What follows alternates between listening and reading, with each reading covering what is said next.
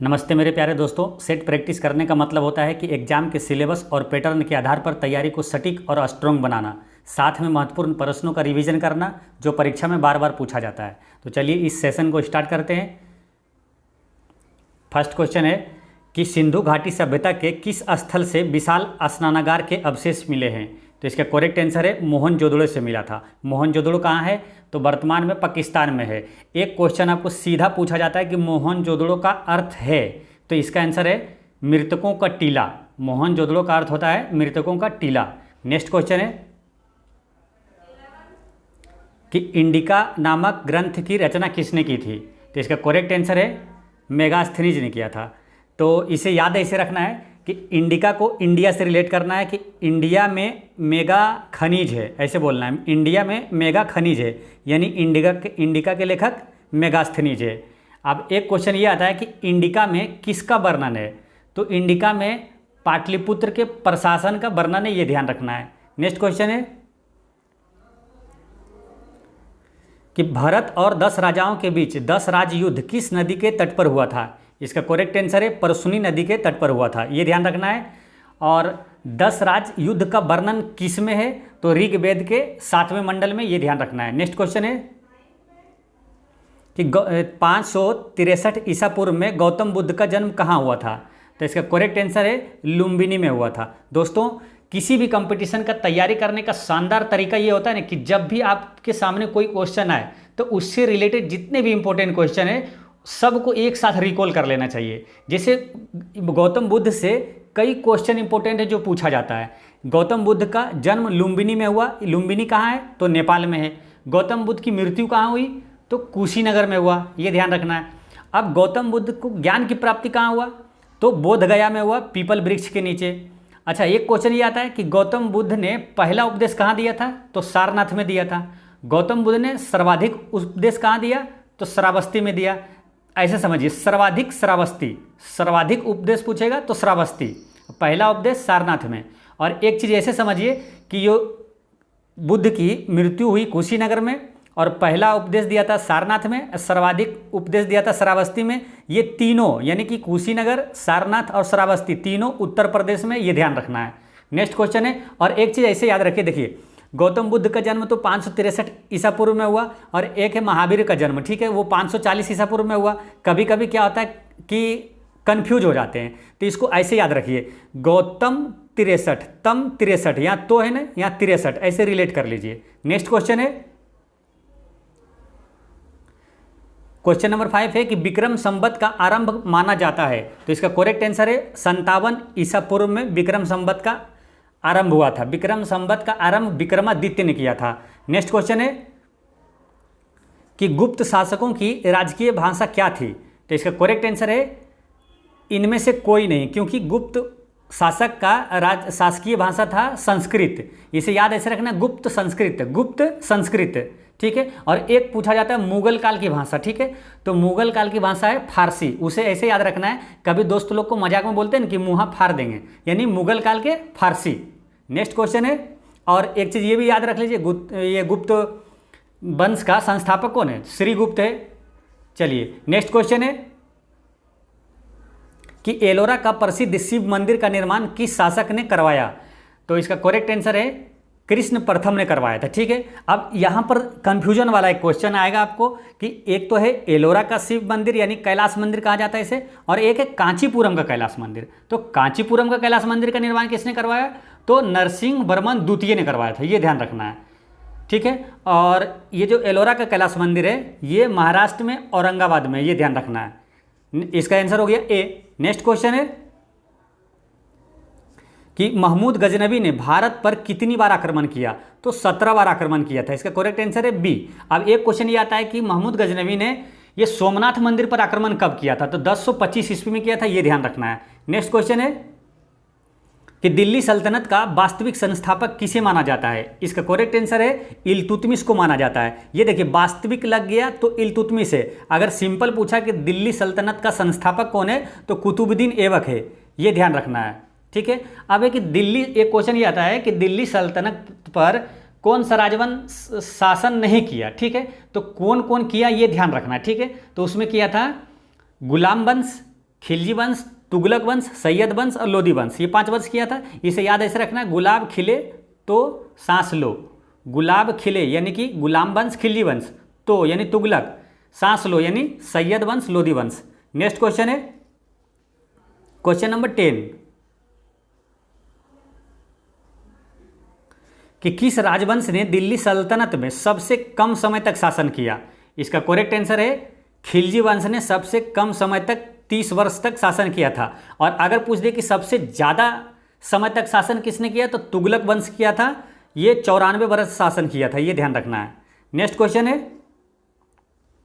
कि अकबर के समय संपूर्ण साम्राज्य कितने सूबों में विभक्त था? तो इसका करेक्ट आंसर है 15 सूबों में विभक्त था। नेक्स्ट क्वेश्चन है कि निम्नलिखित में से कौन सही सुमेलित नहीं है? तो यहाँ एक यूरोपीय देश है और ये कारखाना है, ठीक है। तो पुर्तगालियों का प्रथम कारखाना कोचीन में केरल में था, ये सही है, ठीक है। और डेनिश का त्रिंकोवर में था, ये भी सही है। डच का मसूलीपट्टनम में, ये भी सही है। फ्रांसीसी का कालीकट, ये गलत है क्योंकि फ्रांसीसी का प्रथम कारखाना सूरत में था और अंग्रेजों का भी पहला कारखाना सूरत में था, ये ध्यान रखना है। तो इसका आंसर हो जाता है डी। नेक्स्ट क्वेश्चन है कि भारत आने वाला प्रथम अंग्रेज कौन था? तो इसका करेक्ट आंसर है जॉन मिंडेल हॉल, ये भारत आने वाला प्रथम अंग्रेज था। एक क्वेश्चन ये आता है कि जहांगीर के दरबार में कौन सा अंग्रेज आया था? तो ये कैप्टन हॉकिंस आया था। नेक्स्ट क्वेश्चन है कि किस उत्तरकालीन मुगल शासक को लंपट मूर्ख कहा जाता है? तो इसका करेक्ट आंसर है जहांदार शाह को। अब इसको देखिए, एक चीज़ ध्यान रखना है कि जब भी आपके सामने आप हिस्ट्री पढ़ रहे हो, कभी भी आपके सामने जहांदार शाह आया तो तुरंत दिमाग में आपके आ जाना चाहिए कि जहां जाता है दारू पीता है, ठीक है, यानी कि लंपट मूर्ख है, ठीक है। जहांदार यानी जहां जाता है, दारू पीता यानी ये लंपट मूर्ख है, ठीक है। ऐसे इसको याद कर लीजिए। एक क्वेश्चन ये पूछा जाता है कि घृणित कायर किसे कहा जाता है? तो ये भी इजी है, देखिए घृणित कायर फरुखसियर, ऐसे याद रखिए, घृणित कायर कहा जाता है फरुखसियर को। नेक्स्ट क्वेश्चन है कि बंगाल का अंतिम नवाब था? तो इसका करेक्ट आंसर है मुबारक उद दौला था, ठीक है। नेक्स्ट क्वेश्चन है कि first war of Indian independence नामक पुस्तक की रचना किसने की थी? तो इसका करेक्ट आंसर है ऑप्शन नंबर ई, क्योंकि इसमें ऑप्शन में नहीं है। First war of Indian independence नामक पुस्तक की रचना बीडी सावरकर ने किया था, यह ध्यान रखना है। नेक्स्ट क्वेश्चन है कि वेद समाज की स्थापना किसने की थी? तो इसका करेक्ट आंसर है श्री धरलू नायडू ने किया था। एक इंपॉर्टेंट क्वेश्चन ये रहता है कि ब्राह्मण समाज की स्थापना किसने किया था? तो राजा राम मोहन राय ने किया था, ठीक है। आर्य समाज की स्थापना दयानंद सरस्वती ने किया था। नेक्स्ट क्वेश्चन है कि पाइक विद्रोह किसके नेतृत्व में हुआ था? इसका करेक्ट आंसर है बख्शी जगबंधु के नेतृत्व में पाइक विद्रोह हुआ था। इससे ज़्यादा इंपॉर्टेंट ये है कि ये विद्रोह हुआ कहाँ, ये क्वेश्चन पूछा जाता है ज़्यादा कि पाइक विद्रोह कहाँ हुआ? उड़ीसा में हुआ, ये ध्यान रखना है। और संथाल विद्रोह कहाँ हुआ? झारखंड में हुआ था। और मोपाला विद्रोह पूछा जाता है कहाँ हुआ? तो केरल में हुआ था। नेक्स्ट क्वेश्चन है कि निम्नलिखित में से कौन सा सुमेलित नहीं है? अब ये पत्रिका है बंगाल गजट, इसके संपादक जेम्स अगस्टस हिक्की, ये सही है। सोम प्रकाश का संपादक ये ईश्वरचंद्र विद्यासागर, ये भी सही है। और बंग दूत का राजा राम मोहन राय, ये भी सही है।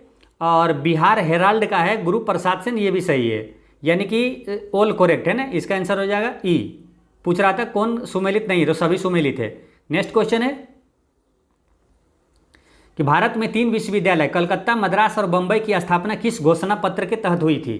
तो इसका करेक्ट आंसर है 1854 के वुड डिस्पैच घोषणा के तहत ये तीनों विश्वविद्यालय की स्थापना हुआ था, ठीक है। लेकिन स्थापना हुआ था कब? तो 1857 में हुआ था, ये ध्यान रखना है।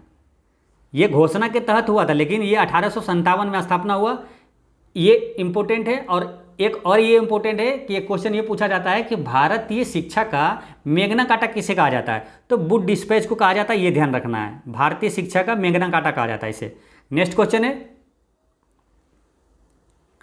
कि भारत में न्यायिक सेवा का जनक किसे जाना जाता है, किसे कहा जाता है? इसका करेक्ट आंसर है वॉरेन हेस्टिंग्स को कहा जाता है। अब वॉरेन हेस्टिंग्स से एक चीज़ याद आ रहा है कि भारत में जो द्वैध शासन को समाप्त किसने किया था? तो यही वॉरेन हेस्टिंग्स ने किया था, ठीक है, द्वैत शासन को समाप्त इसने किया था, लागू किया था रॉबर्ट क्लाइव ने लागू किया था। नेक्स्ट क्वेश्चन है कि निम्नलिखित में से कौन सी घटना सबसे बाद में हुई थी।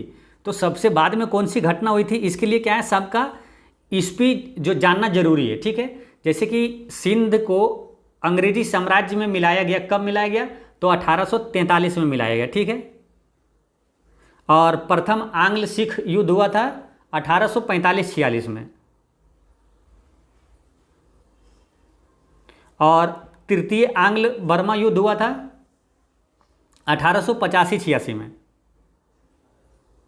85-86 में, और विधवा पुनर्विवाह हुआ था, अधिनियम यह आया था 1856 में। ठीक है, तो सबसे बाद वाला कौन सा है, ये 86 वाला, 85-86 वाला। इसका करेक्ट आंसर हो गया option number C. Next question है कि पूना सार्वजनिक सभा के संस्थापक कौन थे। इसका करेक्ट आंसर है ऑप्शन नंबर ई, क्योंकि पूना सार्वजनिक सभा के संस्थापक में ये तीनों आते हैं, ये महादेव गोविंद रानाडे, जीवी जोशी और चिपलूनकर, ये तीनों मिलकर किए थे, पूना सार्वजनिक सभा के स्थापना किए थे। नेक्स्ट क्वेश्चन है कि भारतीय राष्ट्रीय कांग्रेस के प्रथम अध्यक्ष कौन थे। तो भारतीय राष्ट्रीय कांग्रेस के प्रथम अंग्रेज अध्यक्ष कौन थे, तो इसका करेक्ट आंसर है जॉर्ज यूल थे। ठीक है, अब एक क्वेश्चन ये पूछा जाता है कि भारतीय राष्ट्रीय कांग्रेस के प्रथम मुस्लिम अध्यक्ष कौन थे, तो बदरुद्दीन तैयब जी थे, ये ध्यान रखना है। अब 2-3 सारा चीज़ यहाँ रिकॉल कर लेना है एक साथ, कि जैसे कि भारतीय राष्ट्रीय कांग्रेस का स्थापना किसने किया था, तो ए.ओ. ह्यूम ने किया था, और इसके पहले अध्यक्ष कौन थे, W.C. बनर्जी थे। और एक क्वेश्चन ये पूछा जाता है कि इसके प्रथम महिला अध्यक्ष कौन थे, तो वो एनी बेसेंट थी। और अगर ये पूछ लिया जाए कि भारतीय राष्ट्रीय कांग्रेस की प्रथम भारतीय महिला अध्यक्ष कौन थी, तो सरोजिनी नायडू, ये ध्यान रखना है। नेक्स्ट क्वेश्चन है कि निम्नलिखित में से किस तिथि को बंगाल विभाजन की घोषणा की गई थी। इसका करेक्ट आंसर है 20 जुलाई 1905 को इसकी घोषणा की गई थी। लेकिन ये लागू कब से हुआ, प्रभावी कब से हुआ विभाजन, तो 16 अक्टूबर 1905 को प्रभावी हुआ, ये भी ध्यान रखना है। ठीक है, और ये बंगाल विभाजन किसके समय में हुआ था, तो लॉर्ड कर्जन के समय हुआ था, ये ध्यान रखना है। नेक्स्ट क्वेश्चन है कि लंदन में कर्जन वायली की हत्या किसने की थी, तो इसका करेक्ट आंसर है मदन लाल ढींगरा ने किया था। ठीक है, अब यहाँ पे क्या है कि कन्फ्यूजन हो जाता है, कभी आपको अगर क्वेश्चन में दे दिया ना, जैसे आप यहाँ याद कर लिए कि लंदन में कर्जन वायली की हत्या जो गोली मारा मदन लाल ढींगरा ने, लेकिन अगर एक क्वेश्चन ये आ जाता है कि जनरल डायर को किसने गोली मारा, तो वहाँ भी एक ही चीज़ दिमाग में आ जाएगा जो आप याद कर गए। इसलिए यहाँ दोनों एक साथ देखना है। देखिए, मदन लाल ढींगरा जो कर्जन वायली को गोली मारा था, और जो जालियांवाला बाग जो हत्याकांड करवाया था जनरल डायर, उसको गोली मारा था उधम सिंह, ये ध्यान रखना है। जनरल डायर को गोली मारा था उधम सिंह, और कर्नल वायली को मदन लाल, इसको ऐसे रिलेट करिए, वायली लाल है ना, कर्जन वायली को मदन लाल ढींगरा ने गोली मारा था। नेक्स्ट क्वेश्चन है 27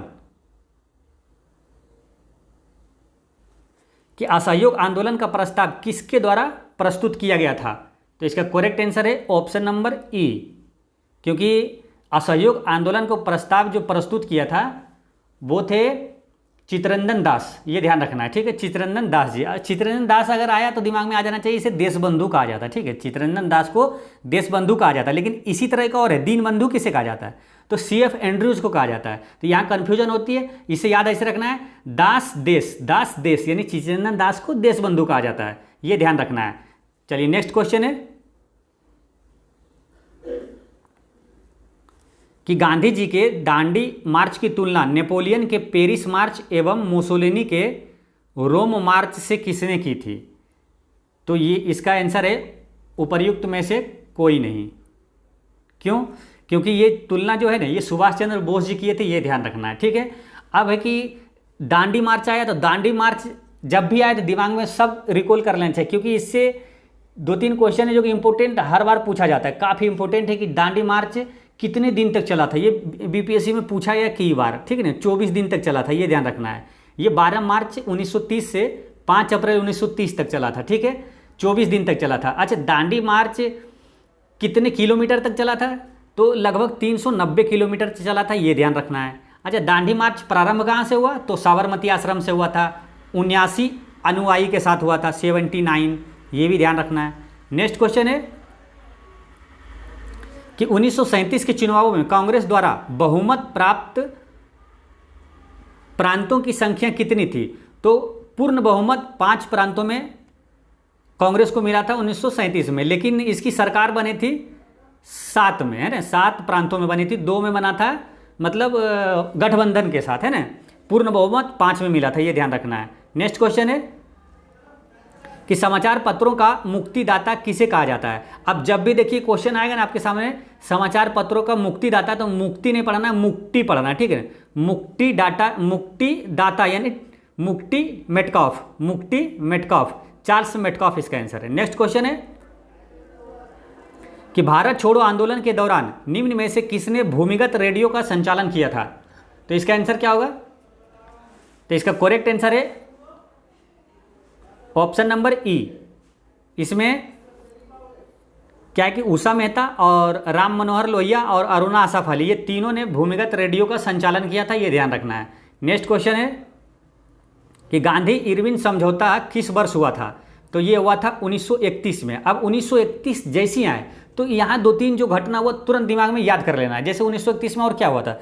द्वितीय गोलमेज सम्मेलन हुआ था, ठीक है। एक क्वेश्चन ये पूछा जाता है कि गांधी जी किस गोलमेज सम्मेलन में भाग लिए थे? तो द्वितीय गोलमेज सम्मेलन 1931 में भाग लिए थे, ये ध्यान रखना है। चलिए नेक्स्ट क्वेश्चन है कि निम्न में से किस ग्रह के दिन का मान एवं अक्ष का झुकाव पृथ्वी के समान है? तो इसका करेक्ट आंसर है मंगल ग्रह का, ठीक है।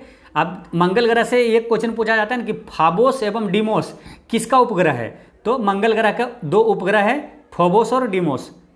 और ये सबसे बड़ा ग्रह कौन सा है? बृहस्पति। सबसे छोटा बुध है, ये ध्यान रखना। और एक चीज़ ये ध्यान रखना करंट में कि सबसे ज़्यादा उपग्रह वाला ग्रह कौन सा है मालूम? तो शनि है, ये ध्यान रखना है। सबसे ज़्यादा अभी उपग्रह शनि के पास है, 145 हो गया, ठीक है। और दूसरे नंबर पर है बृहस्पति, इसके पास 95 उपग्रह, ये ध्यान रखना है। नेक्स्ट क्वेश्चन है कि उष्णकटिबंधीय मरुस्थलीय क्षेत्रों में उगने वाले वनस्पति को किस नाम से जाना जाता है? उष्णकटिबंधीय मरुस्थलीय क्षेत्र में। अब सिंपल यहाँ याद रखना है ध्यान कि मरुस्थल क्षेत्र में जो उगता है ना पौधा, उसको जीरोफाइट कहा जाता है, ठीक है। और नमकीन क्षेत्रों में जो उगता है वो वनस्पति, वो हेलोफाइट कहलाता है, ये भी ध्यान रखना है। नेक्स्ट क्वेश्चन है कि वर्मी कल्चर किससे संबंधित है? तो इसका करेक्ट आंसर है केंचुआ पालन से संबंधित है। देखिए वर्मी कल्चर है, इससे ज़्यादा इंपॉर्टेंट कब आपको पूछा जाता है कि ये रेशम कीट पालन का, ठीक है, रेशम कीट पालन या मधुमक्खी पालन, तो ये चीज़ याद रखना है। अब रेशम कीट पालन को क्या कहा जाता है? तो सेरीकल्चर कहा जाता है, ठीक है। इसे याद ऐसे रखना है, रेशम को रेशम सेरी रेशम, है ना, ऐसे रिलेट कर लेना, ठीक है। एक है मधुमक्खी पालन, ठीक है, तो उसको याद करना एपीकल्चर। देखिए मधु को पीते हैं ना, पी सकते हैं, ठीक है, तो एपी मधुमक्खी, मधु पिएंगे ना, एपी मधु को पिएंगे, उसमें सेरी में नहीं जाएंगे अगर रिलेट कर लेंगे ऐसे। सेरीकल्चर तो नहीं होगा, एपीकल्चर होगा। किस में? मधु में, मधुमक्खी पालन एपीकल्चर। अब मत्स्य पालन होता है पीसी कल्चर। तो पीसी कल्चर अब कभी नहीं बोलना, बोलना है फिशी कल्चर, क्योंकि फिश मैंने मछली, तो मत्स्य पालन के क्या होगा? फिशी कल्चर, ये ध्यान रखना है। नेक्स्ट क्वेश्चन है कि टिहरी बांध परियोजना किस नदी पर है? तो इसका करेक्ट आंसर है भागीरथी एवं भिलंगना नदी पर है, ठीक है। अब इसको हम बता दिए अभी, फिर एग्जाम में जब क्वेश्चन आएगा ये, तो आपको ये लगेगा कि टिहरी बांध किस पे पढ़े तो थे, लेकिन किस पे है? अलकनंदा या भागीरथी या अलकनंदा, किस पे? उस समय क्या होगा ना, थोड़ा डाउट हो जाएगा। तो इसको ऐसे याद रखिए। देखिए एक ऐसे मन में ये सोचिए टीचर वैकेंसी, ठीक है, तो टीचर टिहरी वैकेंसी यानी भो देखिए यहाँ भो है ना, भागीरथी भिलंगना, टीचर वैकेंसी यानी टिहरी भो आएगा वो दोनों में, ठीक है ना, भागीरथी भिलंगना नदी पर है। नेक्स्ट क्वेश्चन है क्वेश्चन नंबर 37 कि भारत का न्यूनतम जनसंख्या वाला राज्य कौन सा है? इसका करेक्ट आंसर है सिक्किम है। न्यूनतम जनसंख्या वाला राज्य सिक्किम है और सबसे ज़्यादा जनसंख्या वाला राज्य उत्तर प्रदेश है, ठीक है। अच्छा, क्षेत्रफल की दृष्टि से सबसे बड़ा राज्य राजस्थान और क्षेत्रफल की दृष्टि से सबसे छोटा राज्य गोवा, ये ध्यान रखना है। नेक्स्ट क्वेश्चन है कि निम्न में से कौन सी सही सुमेलित है? तो देखिए सही सुमेलित वन अनुसंधान संस्थान देहरादून में, ये भी सही है। सूक्ष्म वन अनुसंधान संस्थान जोधपुर में, ये सही है। और हिमालय जो है वन अनुसंधान ये भी सही है, ठीक है। यानी कि अगर एक से ज़्यादा सही हो गया तो यहाँ ऑप्शन में ही हो गया इसका आंसर। हालांकि ये गन्ना जो अनुसंधान है ये लखनऊ में, ये ध्यान रखना है, लखनऊ में। नेक्स्ट क्वेश्चन है कि घरेलू हिंसा से महिला संरक्षण अधिनियम निम्नलिखित में से किस वर्ष पारित किया गया? तो इसका करेक्ट आंसर है 2005 में पारित किया गया था, ठीक है। अब क्या है कि देखिए वर्ष वाला कई आता है, ठीक है, वर्ष वाला, लेकिन भूल जाते हैं ना, तो इस कभी भी वर्ष वाला आए तो कोशिश करिए कि किसी न किसी और जो घटना है उसी वर्ष में उससे रिलेट कर लीजिए। जैसे देखिए घरेलू हिंसा से महिला संरक्षण अधिनियम 2005 में हुआ, और सूचना का अधिकार कब आया? सूचना का अधिकार भी लागू हुआ 2005 में। तो दो चीज़ एक साथ दिमाग में अब रिलेट हो गया कि सूचना का अधिकार और ये घरेलू हिंसा से महिला संरक्षण दोनों 2005 में हुआ था। नेक्स्ट क्वेश्चन है कि विश्व के पहले नैनो यूरिया संयंत्र को किस राज्य में स्थापित किया गया है? तो इसका करेक्ट आंसर है गुजरात में किया गया है। नेक्स्ट क्वेश्चन है कि BBC Indian sports women of the year 2022 पुरस्कार किसने जीता है? इसका करेक्ट आंसर है मीराबाई चानू ने जीता है। दोस्तों ये क्वेश्चन पूछा जाता है, ये जो BBC Indian sports women of the year ये पूछा हुआ क्वेश्चन है, और ये पूछा जाता है इसलिए ध्यान रखना है इसको। BBC Indian sports women of the year 2022 मिला है मीराबाई चानू को, ठीक है। अब मीराबाई चानू किस खेल से संबंधित है? भारोत्तोलक से संबंधित है, वेट लिफ्टर। नेक्स्ट क्वेश्चन है कि राष्ट्रपति द्रौपदी मुर्मू द्वारा 7वें अंतर्राष्ट्रीय धम्म सम्मेलन का उद्घाटन कहाँ पर किया गया? तो इसका करेक्ट आंसर है भोपाल में किया गया, ठीक है, मध्य प्रदेश की राजधानी भोपाल। अब द्रौपदी मुर्मू से एक करंट में क्वेश्चन पूछा जाएगा कि भारत की पहली आदिवासी महिला राष्ट्रपति कौन है? तो द्रौपदी मुर्मू है, ये ध्यान रखना है। नेक्स्ट क्वेश्चन है कि हाल ही में भारत के किस राज्य या केंद्र शासित प्रदेश में लिथियम के भंडार मिले हैं? ठीक है, तो लिथियम के भंडार दो जगह मिला है, राजस्थान में भी मिला और कश्मीर में मिला है। इसका आंसर हो गया ई, एक से अधिक। नेक्स्ट क्वेश्चन है कि बजट 2023-24 में केंद्र सरकार ने कितने रुपये के खर्च का लक्ष्य रखा था? तो इसका करेक्ट आंसर है 45.03 लाख करोड़। नेक्स्ट क्वेश्चन है कि हाल ही में हुए राज्यपाल की नियुक्तियों के संबंध में कौन सा सही सुमेलित है? तो इसका करेक्ट आंसर है शिव प्रताप शुक्ला, ये हिमाचल के राज्यपाल हैं, ये सही है सिर्फ। बाकी ये फागू चौहान, ये अभी मेघालय के राज्यपाल हैं। और अपने बिहार के कौन है? बिहार विश्वनाथ है ना, विश्वनाथ जी हैं बिहार के। और ये सीपी राधाकृष्णन है झारखंड के, ये ध्यान रखना है। नेक्स्ट क्वेश्चन है, यानी इसका आंसर क्या हो गया था? Option number B, Shiv Kumar Shukla जो है, शिव प्रताप शुक्ला, ये हिमाचल प्रदेश के राज्यपाल है। नेक्स्ट क्वेश्चन है 46 कि the blue book A writers journal पुस्तक किसके द्वारा लिखी गई है? इसका करेक्ट आंसर है अमिताभ कुमार के द्वारा लिखा गया है। नेक्स्ट क्वेश्चन है कि फरवरी 2023 में 12वां विश्व हिंदी सम्मेलन का आयोजन कहाँ किया गया? तो इसका करेक्ट आंसर है फिजी में किया गया है, ठीक है। और हिंदी दिवस कब मनाया जाता है? 10 जनवरी को, ठीक है। अब फिजी से मालूम एक क्वेश्चन पूछा जाता है, क्या मालूम? फिजी राजधानी फिजी की राजधानी क्या है? सूबा है, ये ध्यान रखना है। ये इसलिए पूछा जाता है कि कन्फ्यूजन वाला है। एक है इसी तरह है जूबा, जूबा किसकी राजधानी है? देखिए एक है सूबा, ठीक है, ये है फिजी की राजधानी, और एक है जूबा, ठीक है। इसे देखिए कन्फ्यूजन दूर कैसे करना है कि ये फिजी के है, ठीक ना। तो फिजी को रिलेट करिए फिजिशियन से। फिजिशियन क्या करते हैं? सुईबा दे देते हैं, ठीक है, सुईबा, फिजिशियन सुईबा दे देते हैं। आप कभी नहीं भूलिएगा, जब भी सूबा यानी फिजिशियन, फिजी की राजधानी सूबा, और ये हो गए दक्षिण सूडान की राजधानी जूबा। नेक्स्ट क्वेश्चन है कि किसी देश के राष्ट्रपति अब्देल फतह अल सीसी भारत के 74वें गणतंत्र दिवस पर मुख्य अतिथि थे। तो सिंपल क्वेश्चन है कि राष्ट्रपति जो है अल सीसी किस देश के हैं, ठीक है। तो इसका करेक्ट आंसर है मिस्र के राष्ट्रपति हैं ये अल सीसी साहब। नेक्स्ट क्वेश्चन है कि ग्लोबल इनोवेशन इंडेक्स 2022 के आधार पर नवाचार के मामले में भारत का कौन सा स्थान है? यानी कि वैश्विक नवाचार सूचकांक में भारत का कौन सा स्थान है? तो इसका करेक्ट आंसर है 40वां स्थान है। नेक्स्ट क्वेश्चन है कि दुनिया का पहला नेजल कोविड वैक्सीन किस कंपनी ने विकसित किया था? इसका करेक्ट आंसर है भारत बायोटेक ने किया है। नेक्स्ट क्वेश्चन है कि कोशिका में राइबोसोम की अनुपस्थिति में कौन सा कार्य संपादित नहीं होगा? इसका करेक्ट आंसर है प्रोटीन संश्लेषण का कार्य नहीं होगा, क्योंकि प्रोटीन, एक क्वेश्चन ऐसे आता है कि प्रोटीन का कारखाना किसे कहा जाता है, तो राइबोसोम को कहा जाता है, ये ध्यान रखना है। और एक आता है शरीर का पावर हाउस किसे कहा जाता है, तो माइटोकॉन्ड्रिया को। दो ही क्वेश्चन ये आएगा, देखिए, एक प्रोटीन का कारखाना राइबोसोम और एक शरीर का पावर हाउस किसे कहा जाता है, तो माइटोकॉन्ड्रिया को। नेक्स्ट क्वेश्चन है कि ऐसे रोग जो बहुत समय तक बने रहते हैं उन रोगों को कहा जाता है। इसका करेक्ट आंसर है चीरकालिक। ये देख रहे हैं, ऑप्शन से ही आपको शब्द से ही पता चल रहा है, चीरकालिक है ना, जैसे दीर्घकालिक, लंबे समय तक ये बीमारी रहता है, ठीक है। वो बीमारी कैसे, जैसे कि दम्मा, गठिया, मधुमेह, ये सब है चीरकालिक बीमारी। नेक्स्ट क्वेश्चन है कि इनमें से कौन प्रकाश संश्लेषी अंगक है, तो इसका करेक्ट आंसर है ऑप्शन नंबर सी, हरित लवक। हरित लवक को ना क्लोरोफिल भी कहा जाता है।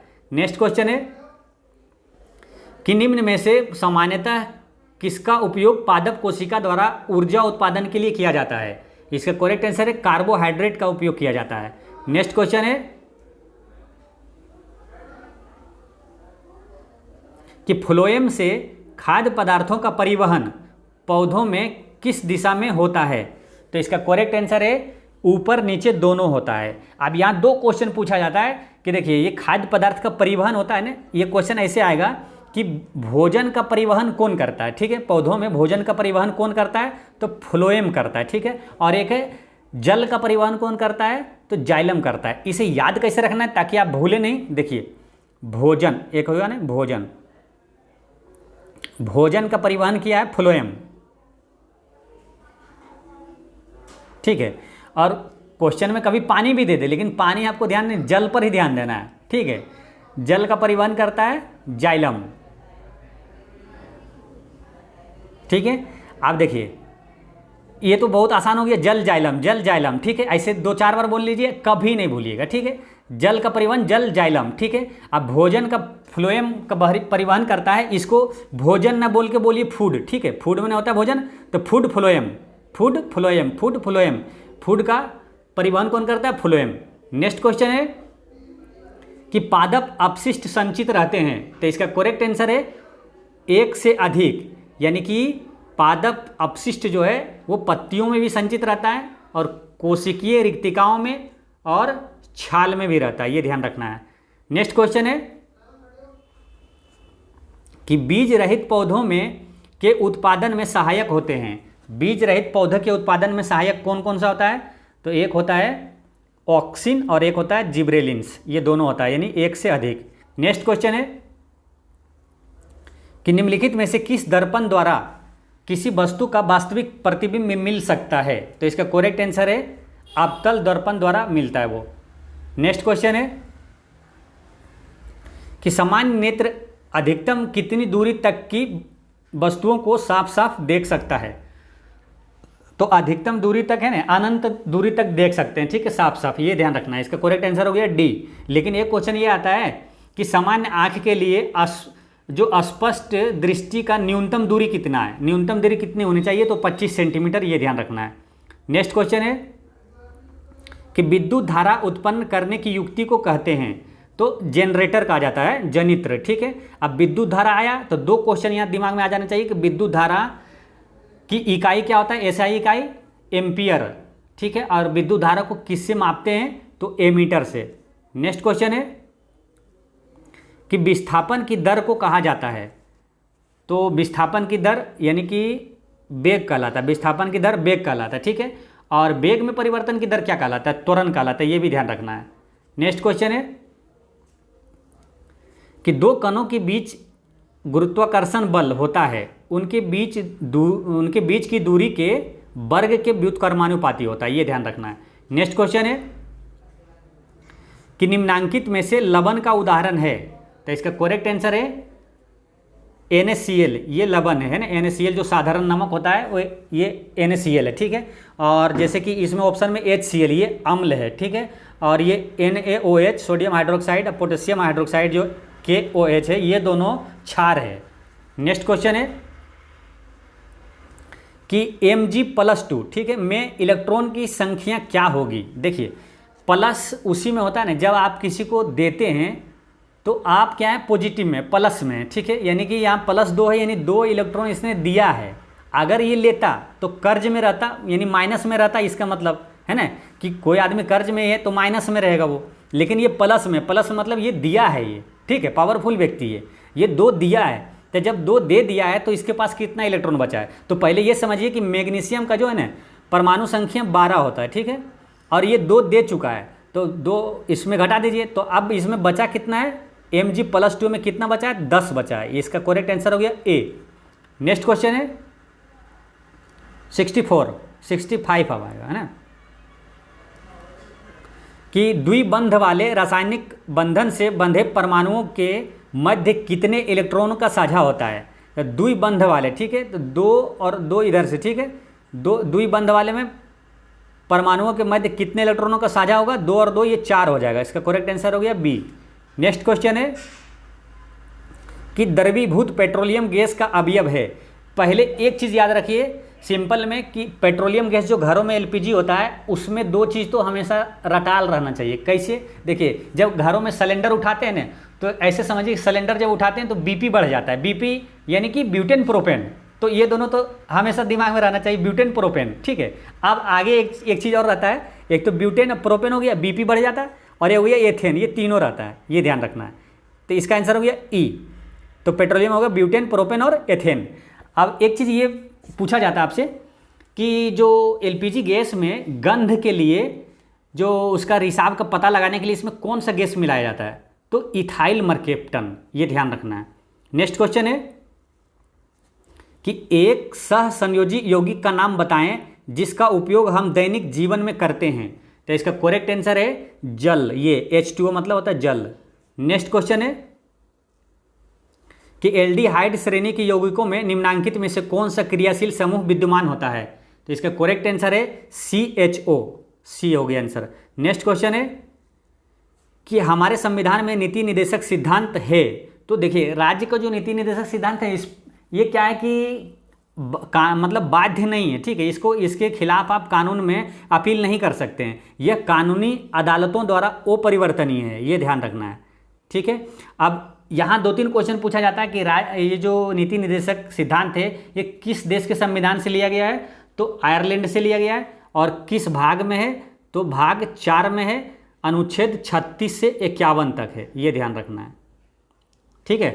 चलिए नेक्स्ट क्वेश्चन है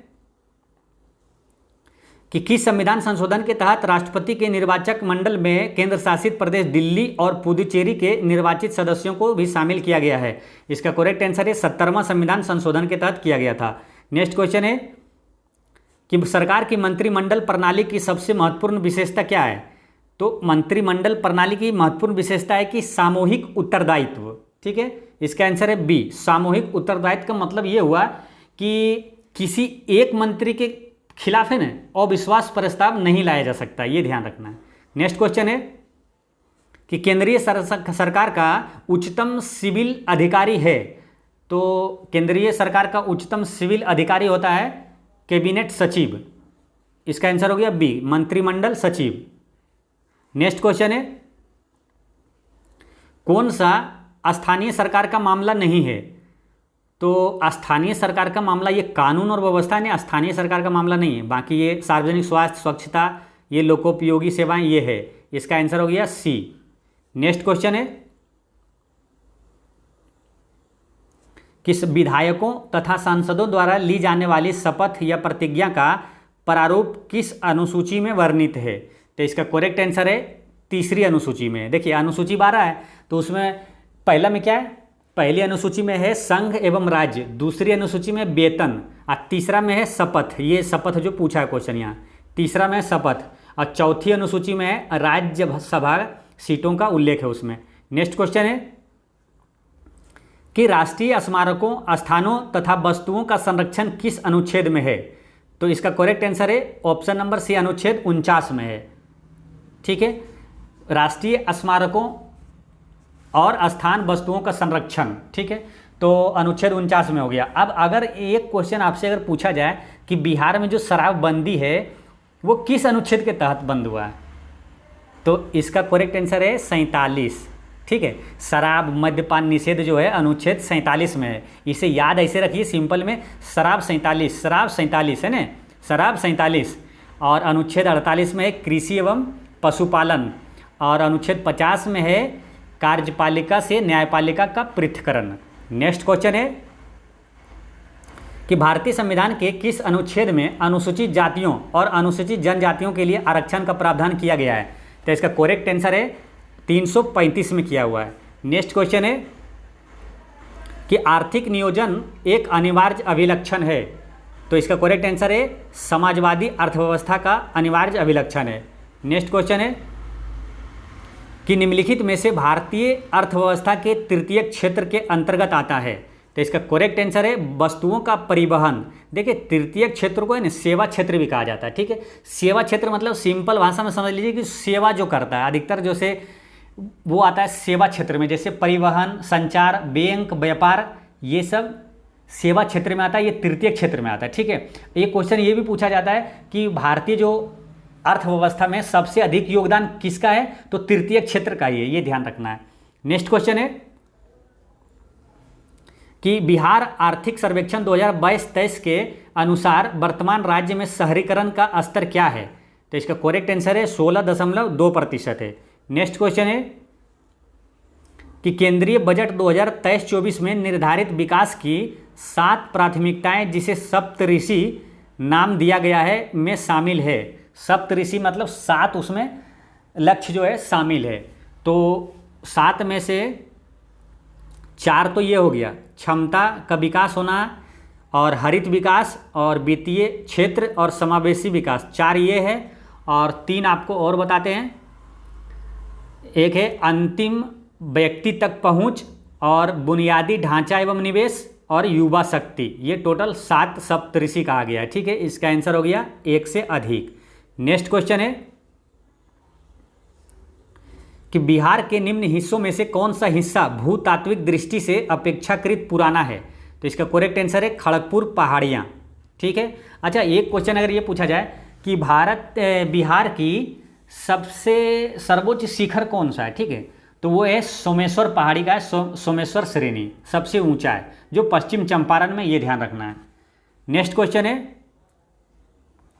कि निम्नलिखित भारतीय द्वीपों में कौन सा द्वीप भारत और श्रीलंका के मध्य है? तो इसका करेक्ट आंसर है रामेश्वर द्वीप, ये भारत और श्रीलंका के मध्य है। अगर एक क्वेश्चन ये पूछा जाता है कि भारत और श्रीलंका के बीच कौन सी खाड़ी है, तो मन्नार की खाड़ी है। नेक्स्ट क्वेश्चन है 83, भारत की सबसे लंबी नदी है? तो इसका करेक्ट आंसर है गंगा नदी सबसे लंबी नदी है, ठीक है। इसे भारत की राष्ट्रीय नदी भी कहा जाता है, ये भारत की राष्ट्रीय नदी है, ठीक है, ये ध्यान रखना है। सबसे लंबी है, इसके लंबाई कितनी है? 2525 किलोमीटर, 2525। नेक्स्ट क्वेश्चन है, अच्छा ये जो गंगा नदी भारत की सबसे लंबी नदी है, अगर एक क्वेश्चन ये पूछा जाता है कि दक्षिण भारत की सबसे लंबी नदी कौन है, यानी प्रायद्वीपीय भारत की सबसे लंबी नदी, तो गोदावरी है, ठीक है। और दक्षिण गंगा किसे कहा जाता है? तो गोदावरी को। एक होता है दक्षिण की गंगा, तो वो कावेरी होता है। देखिए की लग गया ना, दक्षिण की गंगा तो कावेरी, और दक्षिण गंगा डायरेक्ट बोला तो गोदावरी। नेक्स्ट क्वेश्चन है कि रेगुर किसका नाम है? तो रेगुर एक मिट्टी है जिसे काली मिट्टी भी कहा जाता है और कपासी मिट्टी भी कहा जाता है, ये ध्यान रखना है। इसका करेक्ट आंसर हो गया सी। नेक्स्ट क्वेश्चन है कि एक निश्चित आकृति में व्यवस्थित ताराओं का समूह तारामंडल कहलाता है या तो नक्षत्र कहलाता है, दोनों, ठीक है, नक्षत्र या तारामंडल। नेक्स्ट क्वेश्चन है कि विश्व पृथ्वी दिवस कब मनाया जाता है? ये काफ़ी इंपॉर्टेंट है, जैसे विश्व पृथ्वी दिवस, विश्व जल दिवस, तो ये सब इंपॉर्टेंट क्वेश्चन है। विश्व पृथ्वी दिवस मनाया जाता है 22 अप्रैल को। अब देखिए 22 का खेला, देखिए 22 मार्च से शुरू करिए, मार्च अप्रैल मई, 22 मार्च को मनाया जाता है जल दिवस, ठीक है, और 22 अप्रैल को हो गया पृथ्वी दिवस, और 22 मई को जैव विविधता दिवस, ठीक है, ये ध्यान रखना है, जैव विविधता दिवस। 22 मई को जैव, देखो तीनों सीरियल में, ठीक है, 22 मार्च को विश्व जल दिवस, 22 अप्रैल को विश्व पृथ्वी दिवस, और 22 मई को विश्व जैव विविधता दिवस, ठीक है। और 22 मार्च से एक और चीज़ याद आपको आना चाहिए, क्या? बिहार की स्थापना कब हुआ? 22 मार्च 1912 को। तो बिहार का स्थापना दिवस कब मनाया जाता है? तो 22 मार्च को मनाया जाता है, ये ध्यान रखना है। नेक्स्ट क्वेश्चन है कि यदि दो स्थानों की स्थिति में 90 डिग्री देशांतर का अंतर है, तब दोनों स्थानों के बीच समय का अंतर क्या होगा? तो इसका करेक्ट आंसर है ऑप्शन नंबर बी, 6 घंटा होगा। अब यहाँ तो 6 घंटा हो गया, ठीक है। और कभी आपको दे दे कि 80 डिग्री देशांतर का अंतर हो, तो देखिए ऐसे ही समझिए, 1 डिग्री देशांतर बराबर है ना 4 मिनट का अंतर होता है, ठीक है। ये चीज़ें तो यहाँ 90 डिग्री पूछा था, तो 90 गुना हुआ था 4, यानी कि 9 चौक 36, 360 मिनट हो गया। इसको घंटे में बदल दिए तो 60 से भागा दे दिए, तो ये 6 से 6 कट गया, यानी 6 घंटे इसका आंसर हो गया, ठीक है। तो आप आसानी से भी निकाल सकेंगे, चाहे यहाँ पे कितना भी दे, आपको सिर्फ ये याद रखना है कि 1 डिग्री देशांतर बराबर 4 मिनट होता है, ये ध्यान रखना है बस। चलिए नेक्स्ट क्वेश्चन है कि निम्नलिखित समुद्री धाराओं में से कौन हिंद महासागर की धारा नहीं है? इसका करेक्ट आंसर है डी, ये बेंगुएला की धारा जो है ये हिंद महासागर की धारा नहीं है, ये बेंगुएला एक ठंडी जल धारा है जो अटलांटिक महासागर में बहती है, ये ध्यान रखना है। नेक्स्ट क्वेश्चन है कि इनमें से कौन सा झील उत्तरी अमेरिका के ग्रेट लेक्स का हिस्सा नहीं है? तो इसका करेक्ट आंसर है बियर झील जो है ना, ये ग्रेट लेक्स का हिस्सा नहीं है। देखिए महत्वपूर्ण बात यह है ना कि अमेरिका में 3 है ना प्रसिद्ध झील है, ठीक है ना, काफ़ी प्रसिद्ध है, जिसे है ना ग्रेट लेक्स नाम दिया गया है। उसमें सुपीरियर झील और मिशिगन झील और ह्यूरन झील, ये तीनों आता है, ये ध्यान रखना है। नेक्स्ट क्वेश्चन है कि जैव विविधता का महत्वपूर्ण पहलू है, तो इसका महत्वपूर्ण पहलू क्या है? पारिस्थितिकी तंत्र का निर्वहन। इसका करेक्ट आंसर हो गया डी। जैव विविधता आया, तुरंत दिमाग में ये तुरंत आ जाना चाहिए कि जैव विविधता दिवस कब मनाया जाता है? 22 मई को। अच्छा, एक आता है जैव विविधता अधिनियम। देखिए जैव विविधता 22 मई को है, और जैव विविधता अधिनियम कब आया? तो इसी 22 को है ना, ये 2 और 2 को थोड़ा सा दूर कर दीजिए और 2 शून्य बैठा दीजिए। जैव विविधता अधिनियम 2002 में आया था, ठीक है, ध्यान रखना है। नेक्स्ट क्वेश्चन है कि पर्यावरण में ग्रीन हाउस प्रभाव में वृद्धि होती है, तो इसका करेक्ट आंसर है कार्बन डाइऑक्साइड के कारण ग्रीन हाउस में जो है पर्यावरण में वृद्धि होती है, ठीक है। अब एक यहाँ है कार्बन मोनोऑक्साइड, ये क्या होता है? जैसे जो गाड़ी चलता है, गाड़ी मोटर वाहन, उससे सबसे खतरनाक जो गैस निकलता है ये कार्बन मोनोऑक्साइड ही निकलता है, ये भी ध्यान रखना है। नेक्स्ट क्वेश्चन है 92, इसमें कि कार्बन क्रेडिट का दृष्टिकोण इनमें से किससे शुरू हुआ था? तो इसका करेक्ट आंसर है क्योटो प्रोटोकॉल से कार्बन क्रेडिट का जो है सम्मेलन हुआ था क्योटो प्रोटोकॉल में। एक यहाँ मॉन्ट्रियल प्रोटोकॉल, ये ओजोन संरक्षण से संबंधित है, ये ध्यान रखना है, ठीक है। नेक्स्ट क्वेश्चन है ओजोन परत संरक्षण दिवस मनाया जाता है, ठीक है। ओजोन जब भी आपके सामने आए 2-3 क्वेश्चन अपने आप दिमाग में आ जाना चाहिए कि ओजोन संरक्षण दिवस 16 सितंबर को, मॉन्ट्रियल प्रोटोकॉल का संबंध है ओजोन संरक्षण से, और ओजोन परत जो है वो सूर्य से निकलने वाली खतरनाक जो पराबैंगनी विकिरण है उसे पृथ्वी पर आने से रोकता है कौन? ओजोन परत रोकता है, ठीक है। और ओजोन परत किस मंडल में है? तो ओजोन के जो ठीक नीचे है समताप मंडल, उसमें है ओजोन परत, ये ध्यान रखना। क्वेश्चन ये पूछा जाता है कि ओजोन परत किस मंडल में है? तो समताप मंडल में, ये ध्यान रखना है। ओजोन संरक्षण दिवस हो गया 16 सितंबर, ये ध्यान रखना है। नेक्स्ट क्वेश्चन है कि राजीव गांधी वन्य जीव संरक्षण पुरस्कार दिया जाता है, तो इसका आंसर है, देखिए शैक्षिक तथा शोध संस्थाओं को में भी दिया जाता है, वन्य एवं वन्य जीव अधिकारियों को दिया जाता है, वन्य जीव संरक्षकों को दिया जाता है, यानी सभी, इनमें से एक से अधिक है। नेक्स्ट क्वेश्चन है कि भारत का राष्ट्रीय जैविक उद्यान स्थित है, तो इसका करेक्ट आंसर है नई दिल्ली में है, ये ध्यान रखना है। नेक्स्ट क्वेश्चन है कि निम्न में से किसकी my picture of free India नामक पुस्तक की रचना पंचायती राज व्यवस्था से संबंधित है? इसका करेक्ट आंसर है महात्मा गांधी जी की ये पुस्तक है, ठीक है, पंचायती राज से संबंधित है। पंचायती राज अगर आया तो दिमाग में तुरंत 1-2 आ जाए दिमाग में, क्या दिक्कत है? जैसे पंचायती राज किस राज्य में पहले शुरू हुआ? तो राजस्थान के नागौर में पंचायती राज व्यवस्था लागू हुआ था, ठीक है। पंचायत का गठन किस अनुच्छेद में है? तो अनुच्छेद 40 में, ये ध्यान रखना है। चलिए नेक्स्ट क्वेश्चन है कि बिहार विधानसभा में सीटों की कुल संख्या कितनी है, तो 243 है। ठीक है, अब एक क्वेश्चन ये आता है ना कि बिहार विधान से लोकसभा सीट कितना है, तो 40 है। ठीक है, और राज्यसभा के लिए कितना सीट है, 16 है, ये भी ध्यान रखना है। नेक्स्ट क्वेश्चन है कि निम्न में से पर्यावरण संतुलन से संबंधित है, संरक्षण से कौन सा संबंधित है, तो वन नीति भी है, पर्यावरण सुरक्षा अधिनियम 1986 भी है, और औद्योगिक नीति और शिक्षा नीति, ये चारों है। ठीक है, इसका आंसर हो गया डी। नेक्स्ट क्वेश्चन है कि निम्नलिखित में से कौन कृत्रिम पारिस्थितिक तंत्र है। देखिए, कृत्रिम पारिस्थितिक का मतलब होता है कि मानव निर्मित, और जो अपने आप निर्माण हो जाता है वो हो गया प्राकृतिक पारिस्थितिकी तंत्र। तो कृत्रिम में आ जाएगा धान का खेत, यहाँ आंसर हो जाएगा ए। नेक्स्ट क्वेश्चन है कि पारिस्थितिकी अस्थायी मित व्ययिता है, यह किस आंदोलन का नारा है, तो इसका करेक्ट आंसर है चिपको आंदोलन से। और चिपको आंदोलन जब भी आपके दिमाग में तुरंत सुंदरलाल बहुगुणा का नाम आना चाहिए दिमाग में। क्यों? क्योंकि चिपको आंदोलन का सबसे बड़े नेता सुंदरलाल बहुगुणा थे। चिपको आंदोलन किसके विरोध में चालू हुआ था, तो पेड़ कटाई के विरोध में चालू हुआ था, ये ध्यान रखना है। ठीक है दोस्तों, इस तरह सटीक 100 MCQ होता है समाप्त। और पिछले वीडियो में मैंने आपसे एक क्वेश्चन पूछा था कि किस भारतीय को रॉबर्ट क्लाइव ने बिहार का नायाब दीवान नियुक्त किया था, तो इसका करेक्ट आंसर है सीताब राय ने किया था। और आज का क्वेश्चन है कि 1857 के क्रांति के दौरान बिहार से क्रांतिकारियों के नेता कौन थे।